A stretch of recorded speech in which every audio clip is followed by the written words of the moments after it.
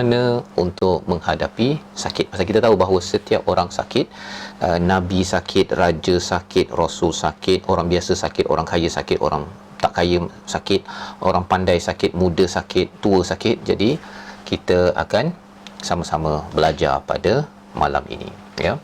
Baik, Ina, kami tanya surah apa untuk sakit jantung, Ustaz, ya? Hari ini kita nak bincang pasal bagaimana menguruskan sakit secara umum, ya.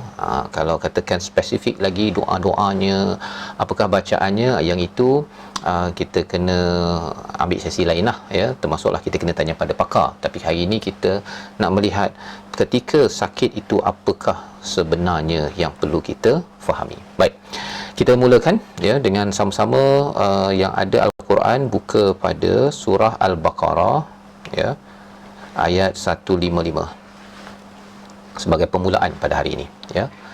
A'udzubillahi minasyaitonirrajim.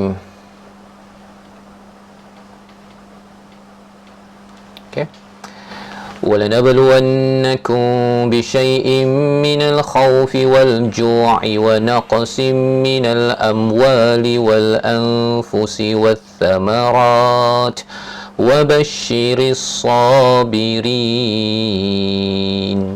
Kita mulakan pada malam ini dengan ayat 155 surah Al-Baqarah untuk kita memahami apakah hakikat dalam kehidupan kita, ya. Apakah yang Allah nyatakan dalam ayat ini, dan pasti kami akan menguji kamu semua, ya. Kalau katakan Nur Mawar tanya nak nyanyi Ustaz, jika tukar-tukar ke, tapi kalau katakan tak, maksudnya boleh je dikongsikan dengan orang-orang lain, ya. Baik, kita pergi pada ayat 155 ini, iaitu Allah menyatakan hakikat tentang kehidupan kita, ya. Dalam surah Al-Insan ada Allah nyatakan, dalam surah ini Allah nyatakan, dan pasti kami akan menguji kamu. Pasti kami akan menguji kamu. Jadi apabila kita mapkan kepada ayat ini, ya, kita tengok dulu sikit, saya catatkan sikit nota di atas itu.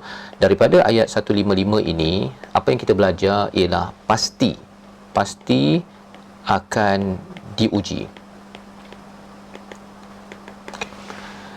Ini yang Allah nyatakan dalam ayat yang kita tengok tadi, walanabluwannakum, ya, pasti kami akan terus menguji kamu.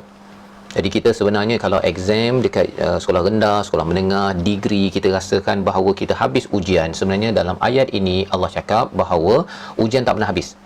Ujian tak pernah habis, ya. Nak tengok full video ada di sini.